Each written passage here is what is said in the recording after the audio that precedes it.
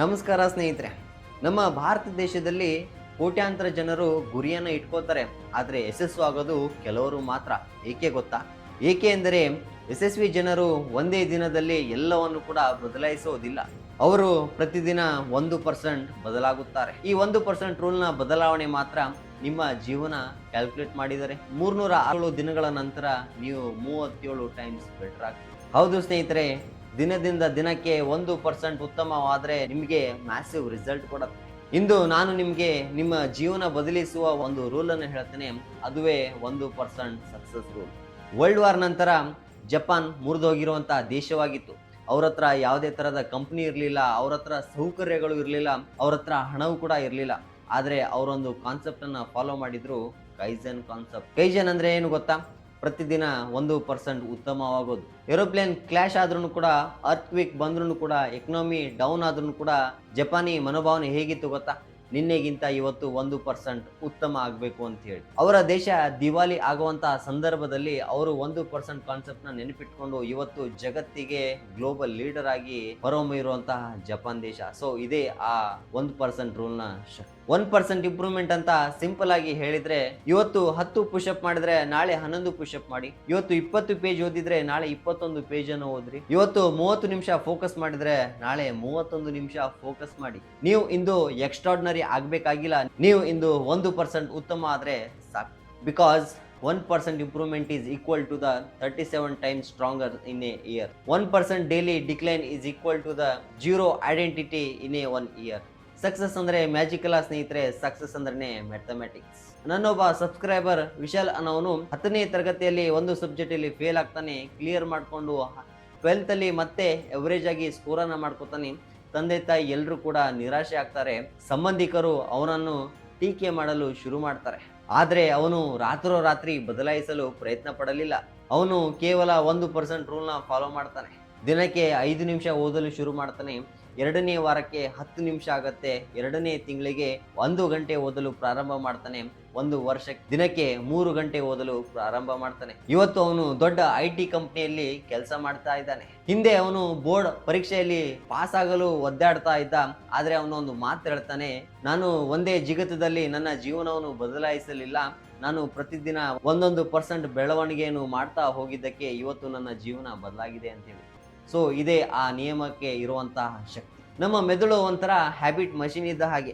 So ನೀವು ದೊಡ್ಡ ಕೆಲಸ ಹೇಳಿದ್ರೆ ಅದು ವಿರೋಧ ಮಾಡುತ್ತೆ, ಆದ್ರೆ ಸಣ್ಣ ಕೆಲಸ ಹೇಳಿದ್ರೆ ಅದು ಅದನ್ನ ಒಪ್ಕೊಳ್ಳುತ್ತೆ. ಹೇಗೆ ಗೊತ್ತಾ? ನೀವು ಇವತ್ತು ಅನ್ಕೊಂಡ್ರೆ ನಾಳೆ ನಾನು ಜಿಮ್ಮಿಗೆ ಹೋಗ್ತೀನಿ, 2 ಅವರ್ ವರ್ಕೌಟ್ ಮಾಡ್ತೀನಿ ಅಂದ್ರೆ ನಿಮ್ಮ ಮೆದುಳು ಹೇಳುತ್ತೆ ನನ್ನ ಕೈಲಿ ಆಗೋದಿಲ್ಲ ಅಂತೇಳಿ. ಅದೇ ಮೆದುಳಿಗೆ ನೀವು ನಾಳೆ ನಾವು 5 ನಿಮಿಷ ವಾಕಿಂಗ್ ಹೋಗೋಣ ಅಂದ್ರೆ ಅದು ಒಪ್ಕೊಳ್ಳುತ್ತೆ. ಈ ಸಣ್ಣ ಅನುಮತಿ ನಿಧಾನವಾಗಿ ಅಭ್ಯಾಸವಾಗತ್ತೆ ಮತ್ತು ಅಭ್ಯಾಸ ವಿಧಿಯನ್ನು ಸೃಷ್ಟಿಸುತ್ತದೆ. ಕನ್ಸಿಸ್ಟೆನ್ಸಿ ನಿಮ್ಮ ಮೆದುಳನ್ನು ಪುನಃ ನಿರ್ಮಿಸುತ್ತದೆ. ಮೆದುಳು ನಿಮ್ಮ ಗುರುತನ್ನು ಪುನಃ ನಿರ್ಮಿಸುತ್ತದೆ. ಗುರುತು ನಿಮ್ಮ ಯಶಸ್ಸನ್ನು ಪುನಃ ನಿರ್ಮಿಸುತ್ತದೆ. ಚೀನಾ ದೇಶದಲ್ಲಿ ಒಬ್ಬ ರೈತ ಇದ್ದ ಸ್ನೇಹಿತರೆ. ಅವನು ಹೊಲದಲ್ಲಿ ಬ್ಯಾಂಬೂ ಗಿಡವನ್ನು ಬೆಳೆಸ್ತಾ ಇದ್ದ.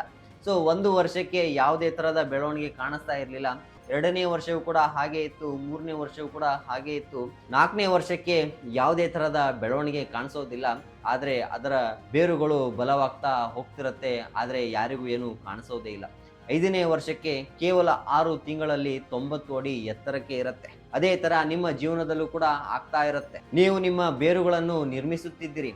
ನಿಮ್ಮ ಗ್ರೋತ್ ನಿಮಗೆ ಕಾಣಿಸೋದಿಲ್ಲ, ಆದ್ರೆ ಅಲ್ಲಿಗೆ ನಿಲ್ಲಿಸಬೇಡಿ. ಪ್ರತಿದಿನ 1% ಉತ್ತಮ ನಿಮ್ಮ ಜೀವನಕ್ಕೆ ಮುಂದೆ ಒಂದು ದಿನ ದೊಡ್ಡ ಸಕ್ಸಸ್ ಆಗಿ ನಿಮ್ಮ ಮುಂದೆ ಬರುತ್ತೆ. ಈ 1% ಸುಧಾರಣೆ ಎಲ್ಲೆಲ್ಲಿ ನಾವು ಮಾಡಬಹುದು? ಒಂದು, ಆರೋಗ್ಯದಲ್ಲಿ 5 ನಿಮಿಷ ವಾಕನ್ನು ಮಾಡಿ. 1 ಗ್ಲಾಸ್ ಎಕ್ಸ್ಟ್ರಾ ನೀರನ್ನು ಕುಡಿಯಿರಿ. 3 ಪುಷಪ್ಸ್ ಎಕ್ಸ್ಟ್ರಾ ಮಾಡಿರಿ. 2 ಕೌಶಲ್ಯದ ಕಡೆ ಬಂದ್ರೆ, ಸ್ಕಿಲ್ ಕಡೆ ಬಂದ್ರೆ, ವಿದ್ಯಾರ್ಥಿಗಳೇ 2 ಹೊಸ ಇಂಗ್ಲಿಷ್ ಪದಗಳನ್ನು ಕಲಿಯಿರಿ. 10 ನಿಮಿಷ ಕೋಡಿಂಗ್ ಅನ್ನು ಕಲಿಯಿರಿ.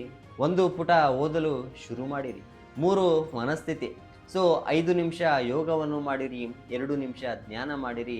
1 ನಕಾರಾತ್ಮಕ ಆಲೋಚನೆಗಳಿಂದ ದೂರವಿರಿ. ಅಧ್ಯಯನ ಕಡೆ ಬಂದರೆ, ವಿದ್ಯಾರ್ಥಿಗಳೇ 1 MCQ ಅನ್ನ ಹೆಚ್ಚು ಪ್ರಾಕ್ಟೀಸ್ ಅನ್ನ ಮಾಡ್ರಿ. 1 ಪ್ಯಾರಾಗ್ರಾಫ್ನ ಹೆಚ್ಚು ಬರೆಯಲು ಪ್ರಾರಂಭಿಸಿ. 1 ರಿವಿಷನ್ ಅನ್ನ ಮಾಡ್ತಾ ಹೋಗಿ. ಇಂದು ಸಣ್ಣ ಹಂತಗಳು ನಾಳೆ ದೊಡ್ಡ ರೂಪಾಂತರಗಳು ಆಗುತ್ತೆ. ಹೆಚ್ಚಿನ ಜನರು ವಿಫಲರಾಗೋದು ಅವರು ಅಸಮರ್ಥರು ಅಂತ ಅನ್ನೋ ಕಾರಣದಿಂದ ಅಲ್ಲ, ಆದ್ರೆ ಅವರು ತಕ್ಷಣದ ಯಶಸ್ಸನ್ನು ಬಯಸ್ತಾರೆ. ಅದೇ ಕಾರಣದಿಂದ ನೀವು ವೇಟ್ ಲಾಸ್ ಮಾಡಲು ಶುರು ಮಾಡಿದ್ರೆ 1 ವಾರದಲ್ಲಿ ವೇಟ್ ಲಾಸ್ ಆಗುತ್ತಾ? ಖಂಡಿತವಾಗ್ಲೂ ಇಲ್ಲ. ನೀವು ಓದಲು ಶುರು ಮಾಡಿದ್ರೆ 1 ತಿಂಗಳಲ್ಲಿ ನೀವು ರ್ಯಾಂಕರ್ ಆಗ್ತೀರಾ? ಇಲ್ಲ. ಹಾಗೆ ಪ್ರಯತ್ನ ಪಡ್ತೀರಾ ತಾನೆ. ಸೊ ಅದೇ ತರ ನಿಮ್ಮ ಜೀವನದಲ್ಲೂ ಕೂಡ ಅಷ್ಟೇ, ಇಂದು ಕಷ್ಟಗಳು ಬರ್ತಾ ಇರಬಹುದು, ಮುಂದೆ ಒಂದು ದಿನ ನಿಮ್ಗೋಸ್ಕರ ಸುಖ ಕಾಯ್ತಾ ಇರತ್ತೆ. ಪ್ರಯತ್ನ ಪಡಿ, ನಿಲ್ಬೇಡಿ ಎಲ್ಲೂ ಕೂಡ. ಯಶಸ್ಸು ಅನ್ನೋದು ಸಿನಿಮಾ ದೃಶ್ಯವಲ್ಲ ಸ್ನೇಹಿತರೆ, ಇದು ದೈನಂದಿನದ ದಿನಚರಿ. ನಿಮಗೆ ಪ್ರತಿದಿನ ಪ್ರೇರಣೆ ಅಗತ್ಯವಿಲ್ಲ, ನಿಮಗೆ ಪ್ರತಿದಿನ 1% ಶಿಸ್ತು ಬೇಕು, ಅಂದ್ರೆ ಡಿಸಿಪ್ಲಿನ್ ಬೇಕು. ಈಗ ನೀವು ಫಾಲೋ ಮಾಡಬೇಕಾಗಿದ್ದ 1% ಪ್ಲಾನ್: ಬೆಳಗ್ಗೆ ಬೇಗನೆ ಎದ್ದೇಳಿ, 5 ನಿಮಿಷ ಉಸಿರಾಟದ ಕಡೆ ಗಮನ ಕೊಡಿ, 10 ನಿಮಿಷ ಓದ್ಕೊಳ್ಳಿಕ್ಕೆ ಟೈಮನ್ನು ಕೊಡಿ, ಒಂದು ಸಣ್ಣ ಅಭ್ಯಾಸವನ್ನು ಪರಿಶೀಲನೆ ಮಾಡಿ, ಮಧ್ಯಾಹ್ನ 30 ನಿಮಿಷ ಕೌಶಲ್ಯದ ಮೇಲೆ ಕೆಲಸ ಮಾಡಿ, ಅಂದ್ರೆ ನಿಮ್ಮ ಸ್ಕಿಲ್ ಮೇಲೆ ಕೆಲಸ ಮಾಡಿರಿ.